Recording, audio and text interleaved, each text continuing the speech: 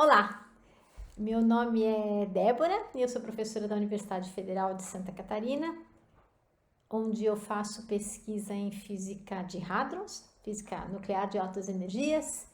Também tenho me dedicado nas últimas décadas à divulgação científica e a questões de gênero na ciência em geral, na física em particular. Hoje eu vou falar para vocês sobre representatividade feminina na ciência. Então, eu vou começar aqui dizendo que a tentativa de afastar meninas e mulheres dos estudos é histórica. Já na primeira lei escolar do Império, o ensino de matemática ficou restrito aos meninos, né? E num discurso feito por Dom Pedro I, uns anos depois da independência, ele pediu aos senadores e deputados que estavam trabalhando com projetos de lei sobre educação para que se priorizasse a educação da mocidade de ambos os sexos. Bom, infelizmente isso não aconteceu, a resposta do parlamento veio no ano seguinte e numa frase emblemática do senador Visconde de Cairu, que disse que a questão é se as meninas precisam de igual grau de ensino que os meninos. Tal não creio. Para elas, acho suficiente a nossa antiga regra, ler, escrever e contar. Não sejamos excêntricos e singulares. Deus deu barbas ao homem, não à mulher, ele disse. Até parece que os homens pensam com a barba, não é? Mas enfim, essa lei educacional foi de fato muito importante e como eu estou aqui falando para um público majoritariamente de professores, eu achei que era legal começar com ela, né? Ela foi sancionada no dia 15 de outubro de 1827 e pela sua importância, esse dia, depois em 1963, foi escolhido para se tornar o Dia do Professor. Mas, mesmo assim, as mulheres foram alijadas de parte do conhecimento da época. Então, por que a gente deve incentivar as mulheres nessas áreas de STEM, né? STEM é uma sigla muito usada para Science, Technology, Engineering e Mathematics. E percebam que o incentivo que a gente vai dar para ter um número maior de cientistas tem que vir desde cedo. Na verdade, o ideal é que viesse já da escola do ensino fundamental, né? Para quando as crianças chegassem no ensino médio, a curiosidade já tivesse ali, criança é sempre curiosa, né? Mas que essa curiosidade não tivesse sido reprimida e que ela pudesse continuar para que essas pessoas, né, para que nós tivéssemos mais cientistas, engenheiros e matemáticos no Brasil. Bom, eu vou começar mostrando aqui para vocês uns gráficos. O primeiro deles foi produzido pela McKinsey, que é uma firma de consultoria, e ela analisou o desempenho de várias firmas e concluiu que quanto maior a diversidade de gênero, quando há diversidade de gênero, a lucratividade das empresas aumenta. Quando há diversidade étnica, a lucratividade das empresas aumenta um bocado. E quando há falta dessas duas diversidades, a lucratividade diminui. Portanto, mais diversidade, maior o lucro econômico. Um outro estudo, feito pelo banco Goldman Sachs, considerou 500 fundos do tipo multimercados nos Estados Unidos e fez a seguinte análise. Bom, quando a gente fala em termos de fundos multimercados, né, fundo de ações, mercado de ações, bolsas de valores, imediatamente já nos vem à mente um ambiente masculinizado, né, de homens gritando ali, blá, blá. Muito bem, na frente dos seus enormes computadores. Mas o que esse estudo mostrou é que os fundos geridos por mulheres rendem mais do que aqueles cujos gestores são homens. Bom, na ciência não é diferente, certo? Também aqui estou mostrando um outro estudo, vocês podem depois ler, mas se ele é mais diverso, é mais eficiente, é mais produtivo, portanto melhor. Então, se a gente investir em diversidade, a gente está investindo numa ciência de melhor qualidade que pode ter lucros efetivos para o desenvolvimento do país. Mas isso não é assim tão simples, né? As mulheres enfrentam barreiras e microagressões constantes, né? Diariamente. Então, eu coordeno um canal que se chama Mulheres na Ciência. E a finalidade desse canal explicar ciência, né? Combater letramento científico, combater pseudociências, sempre com roteiros escritos e dirigidos, e depois os vídeos são apresentados por mulheres, né? Então, eu vou sugerir aqui que vocês assistam alguns deles. O primeiro que eu queria mencionar foi feito pela professora Karen Calaza, que é essa que está na foto. Ela é professora titular do Departamento de Neurobiologia da Universidade Federal Fluminense. E ela fala sobre a ameaça pelo estereótipo. Então, as meninas que sentem essa ameaça social de que elas vão falhar, falham. Por outro lado, quando elas sabem que essa é uma ameaça estereotipada, não tem absolutamente nada a ver com a capacidade cognitiva delas, elas não falham, né? Então, isso é muito comum na matemática. Então, matemática é difícil, física é um horror, física é coisa para gênio, isso não vou conseguir, não consegue. Mas se souber que não tem nada disso, né? Física pode ser feita para não gênios, pode ser, é preciso estudar, é preciso entender, mas que a capacidade das meninas também permite que elas façam isso, elas não falham. Então, fica aqui a dica para vocês assistirem. O segundo vídeo que a Karen fez para o canal é sobre o viés implícito, né? Quais são as influências sociais ocultas que direcionam as mulheres ou que enxergam os homens como mais competentes do que as mulheres. Então, ela fala diversos aspectos aí do nosso modo de pensar, mas um dos exemplos que ela dá é com relação a 2 currículos forjados, idênticos, um com nome de homem, um com nome de mulher. E esses currículos são encaminhados para ambientes acadêmicos ou para empresas. Os dos homens são sistematicamente escolhidos na frente dos currículos das mulheres. Percebeu? O mesmo currículo, só que muda ali o homem. E o salário deles, quando existem os 2 são empregados, também é dado um reconhecimento salarial maior para os currículos masculinos do que os femininos. Então fica aí a dica para vocês assistirem esse vídeo. E o outro do qual eu quero falar é sobre o efeito tesoura, né? Então, esse vídeo eu que fiz, e eu, junto com mais pessoas do grupo de trabalho sobre questões de gênero da SBF, a gente publicou um trabalho na Scientific American Brasil que discute esse efeito tesoura, né? Que corta as mulheres da sua ascensão profissional e da possibilidade de um desempenho acadêmico ou social igual ao dos homens. E o que é esse efeito tesoura, né? Quando é que ele começa? Então, a gente sabe que o machismo, infelizmente, é uma questão muito estrutural. Como questão estrutural, afeta as relações de gênero e a designação dos papéis sociais. E isso a gente percebe já nas meninas. Então, eu vou dar aqui citar um outro exemplo que a Karen também cita num dos vídeos dela, que é o fato de que a autoconfiança das meninas sofre uma mudança bem cedo. E aí, o papel fundamental dos professores e professoras, né? Então, aos 5 anos, quando se perguntam quais são personagens inteligentes para meninas, elas indicam mulheres e os meninos indicam homens. Mas aos 7 anos isso já mudou muito.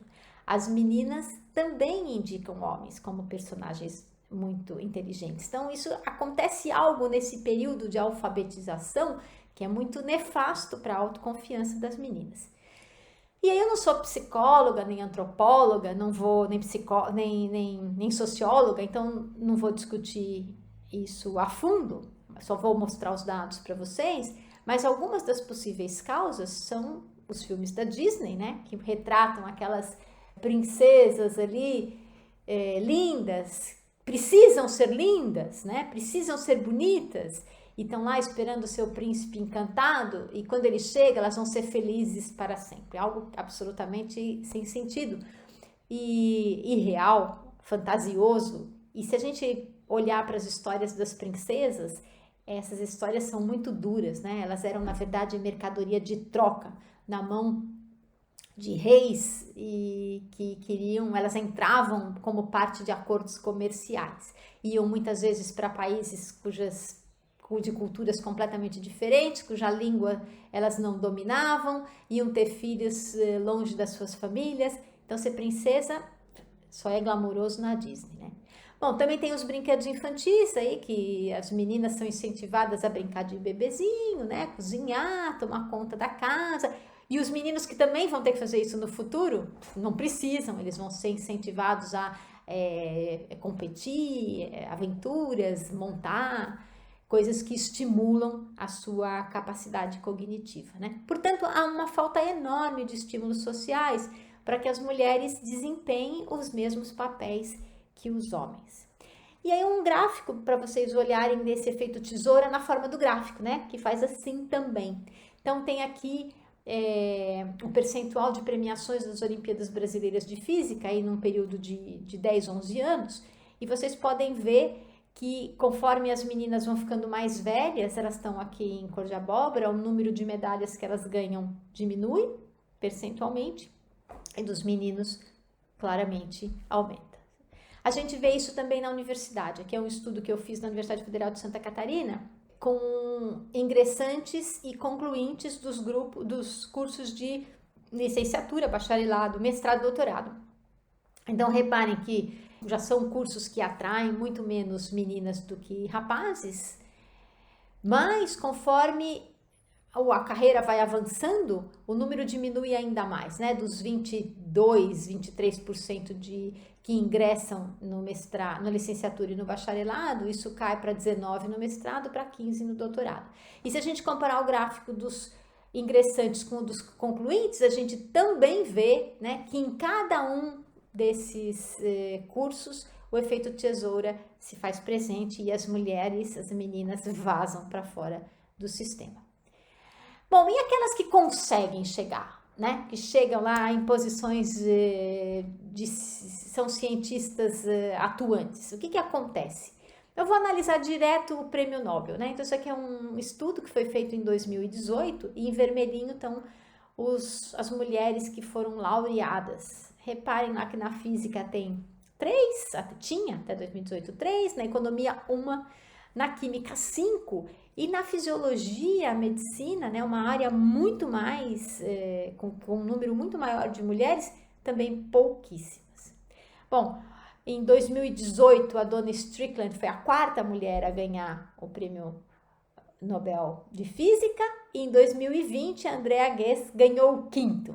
Então, se a gente olhar aí ao longo de toda a sua história, foram 5 mulheres que receberam o prêmio Nobel de Física em 216 homens e 7 mulheres, 2 também em 2020, né, a Emmanuelle Charpentier e a Jennifer Doudna,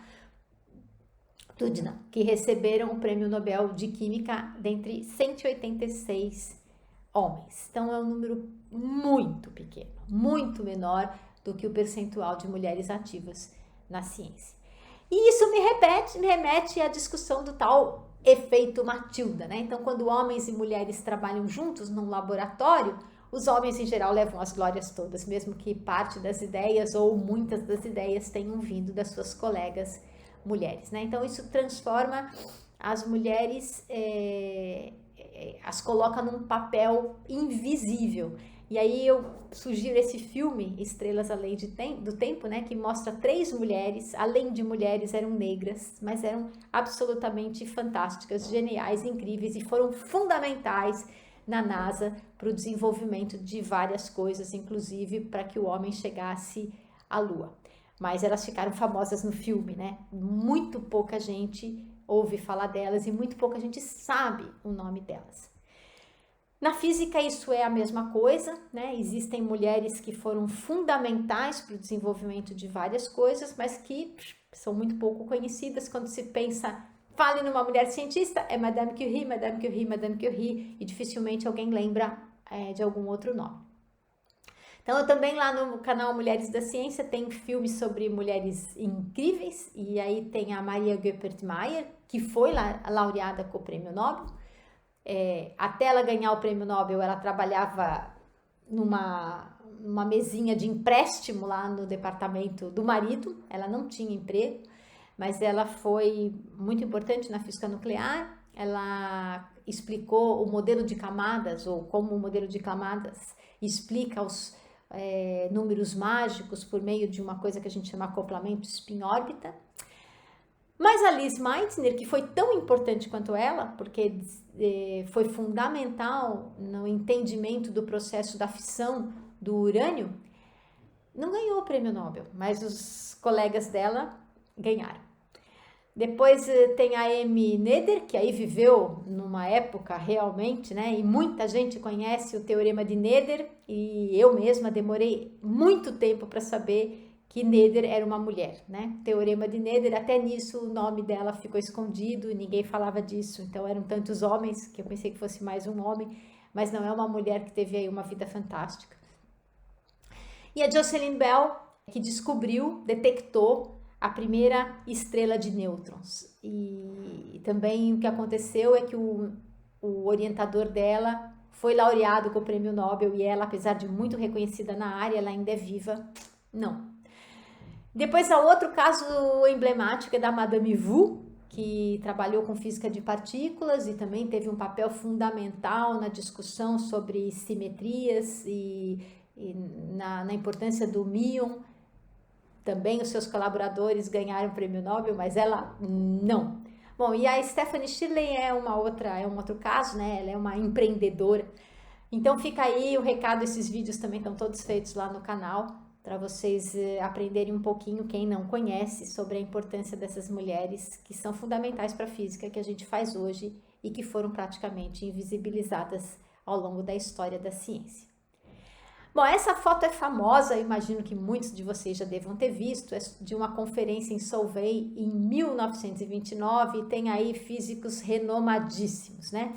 Então lá em cima tem o Schrödinger, Pauli, Heisenberg, Fowler, Brillouin, Debye, Bragg, Dirac, Compton, de Broglie, Max Born, Niels Bohr, Max Planck, Lorentz, Einstein, Langevin e Madame Curie. Tem outros, né, cujos nomes eu não falei, porque são menos conhecidos, mas não menos importantes para a ciência. Uma mulher, né? Mas aí vocês vão me dizer, bom, mas isso era lá, 1927, os tempos eram mais difíceis, as mulheres não estudavam, né? Eu mesma falei aqui sobre a lei do império, que as impedia de estudar matemática. Quem conhece a história da Madame Curie sabe que ela saiu da Polônia para poder avançar nos seus estudos. Mas essa foto aqui é de 2019. Essa foto é de um congresso, o final de um congresso organizado pela Sociedade Indiana de Física em 2019. E se vocês olharem aqui nessa foto, tem uma mulher que sou eu, né?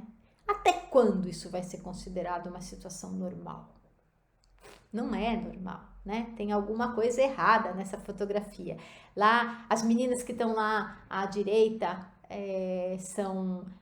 eram as secretárias do evento, e o rapaz que está chegando ali de costas era um japonês, que era outro dos estrangeiros ali que tinham sido convidados.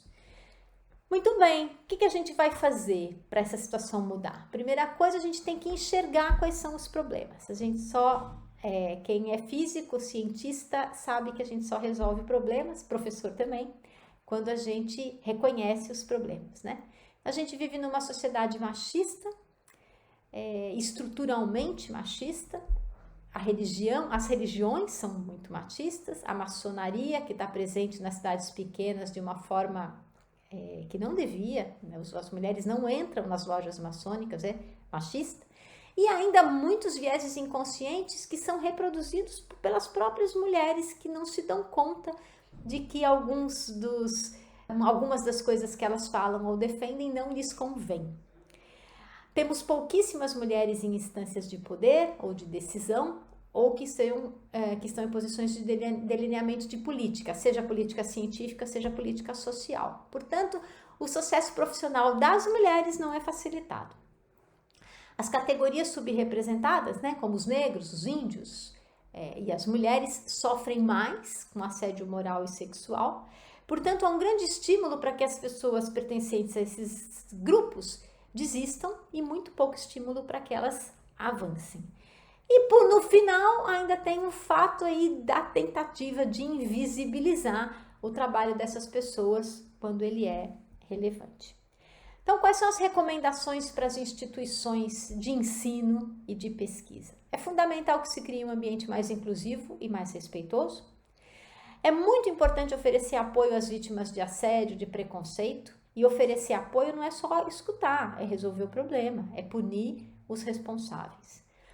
É também importante criar políticas de acompanhamento de estudantes para que a gente diminua a evasão. E a evasão no curso de física, licenciatura e bacharelado é gigantesca, mas a evasão nas escolas também é muito grande. Nesse período pandêmico é maior ainda, né? Então, essas políticas para acompanhar os alunos e mostrar que sim, eles são capazes de andar para frente, se as deficiências forem sanadas, e em geral os professores estão lá para ajudar, essas políticas podem fazer a nossa sociedade avançar aí um pouquinho de forma melhor. Também é bom ter códigos de conduta, né? E esses códigos de conduta podem ajudar a inibir o desrespeito e a banalização de características de alguns desses grupos subrepresentados. Eu costumo dizer que uma piada é uma piada engraçada quando todo mundo ri da piada, né? Quando, não por ser politicamente correta, mas quando uma piada ela tem graça às custas do sofrimento ou da caracterização de outros grupos, ela não devia ser engraçada, né? Ela devia ser coibida.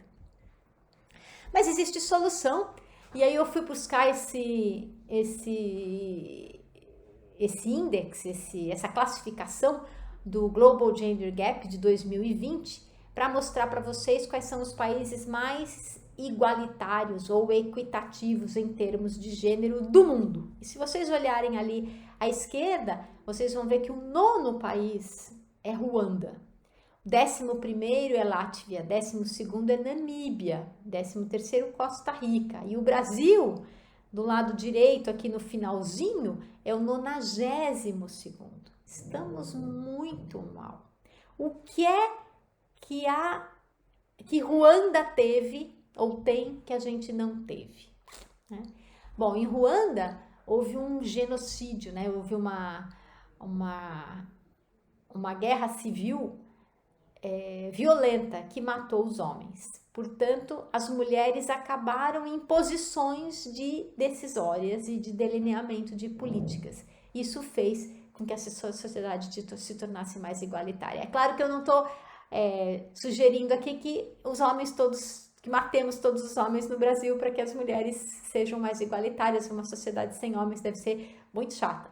Mas o que eu estou dizendo é que existem sim maneiras de se incentivar que essa diferença de gap, que essa diferença de gênero diminua na sociedade, né? E um desses modos é dando poder decisório e de delineamento de política para as mulheres.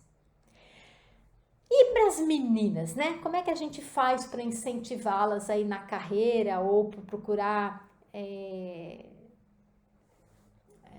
se envolver com ciência? Então, é importante encorajá-las e orientá-las desde pequenas. A viabilização de experiências práticas das ciências no dia a dia é uma coisa muito importante e é outra coisa que no meu canal eu tento fazer o tempo todo, né? Falar sobre porque o céu é azul, como funciona o GPS, como funciona a tecnologia 5G, coisas que estão aí agora fazendo parte do nosso dia a dia, né? É muito importante mostrar para as crianças lá desde o ensino fundamental que a ciência faz o nosso dia a dia melhor, que a gente vive mais tempo por causa dela e mostrar experiências em sala de aula. E muitas dessas coisas são muito fáceis de mostrar, né? Basta que a gente olhe em volta e mesmo que a gente não saiba explicar tudo, né? Que a gente consiga mostrar que aquilo está presente, né? No celular que elas usam, né? Tá aqui cheio de tecnologia baseada na física quântica e na relatividade geral. Bom, com relação às mulheres é fundamental tornar os exemplos de sucesso modelos visíveis. Então essa tentativa aí de falar dessas mulheres que deveriam ter sido laureadas e não foram, é para mostrar, transformar esses modelos de pessoas que trabalharam tão bem para que as pessoas que assistam isso percebam a importância que elas tiveram e que há equidade intelectual entre meninos e meninas, entre homens e mulheres. E para isso ações afirmativas pontuais são importantes e a veiculação de dados, como eu estou fazendo aqui, né? Estou mostrando poucos dados porque o vídeo é curto, mas ela também é fundamental. Bom, essa discussão toda, né? Lá no começo eu falei por que atrair mais mulheres para ciência e tecnologia e, na verdade, por que a gente precisa de mais cientistas de um modo geral no Brasil, né? E aí as mulheres são 50% da nossa força de trabalho. Então, se a gente quer atrair mais cientistas, se a gente quer atrair mulheres também, né? Homens e mulheres. Bom, para começar, as mulheres instruídas têm vidas melhores e isso passa para os filhos. Então, filhos de mães instruídas também têm vidas melhores sob todos os aspectos, porque essa instrução chega no dia a dia, desde a hora que a gente vai cozinhar, né? Até a hora de obrigar a criança a dormir um certo número de horas, coisas desse tipo. O Brasil, infelizmente, exporta commodities, né? Soja, gado, carne, né? E importa tecnologia. O custo ambiental que a gente paga para isso é enorme. E aí a gente também tem que pensar o que é que queremos deixar para as gerações futuras e a ciência nos ajuda a pensar sobre isso o tempo todo. Então lá no meu canal também tem um vídeo que chama Equilíbrio Ecológico Já. Na verdade tem vários sobre ecologia, mas sem o equilíbrio ecológico, se a gente continuar investindo em desmatar, em queimar a floresta amazônica, outras pandemias virão. E a gente vai precisar cada vez mais de ciência para lidar com elas. Quem está vivendo esse momento sabe que não é nada trivial. Bom, o Brasil tem 10 vezes menos cientistas do que a Coreia do Sul, não só cientistas, né? Pessoas em ciência e tecnologia, engenheiros, professores de ciência, e 5 vezes menos do que a União Europeia. A gente não produz um microchip para smartphone de forma comercial. A nossa única fábrica, que é a CEITEC, está sendo liquidada pelo governo federal. Então, o número maior de cientistas também transforma muita coisa no modo como a gente vive, inibe as fake news, inibe as pseudociências, né? Que as pessoas acabam usando as coisas mais malucas, achando que elas vão se curar com essas coisas, e isso é muito ruim. Então, aqui tem um mapa para mostrar isso para vocês, que eu tirei do Wellcome Globe Monitor de 2018, que mostra em verdinho escuro os países nos quais a confiança na ciência é maior. Então, tá meio difícil de ver. Eu tinha uma tabela lá, mas eu vou dizer para vocês aqui, né? Então, quem conseguir olhar, tem aí a Austrália, o Japão, Israel, Escandinávia, a Europa Ocidental, alguns países, Canadá, Estados Unidos. Depois, num segundo grau, né, um verdinho mais claro, tem o Chile, aqui perto de nós. Depois o Brasil não está nada bem nessa foto, né? Se a gente comparar essa figura com essa outra aqui, que é onde a gente tem o número de pesquisadores por milhão de habitantes, a gente vai ver que os países mais escuros, isso é, com maior número de pesquisadores por milhão de habitantes, também são aqueles que eu mostrei lá atrás, onde a confiança na ciência é maior. Então, essa correlação é impressionante, né? Portanto, um número maior de cientistas significa uma ciência de melhor qualidade, né?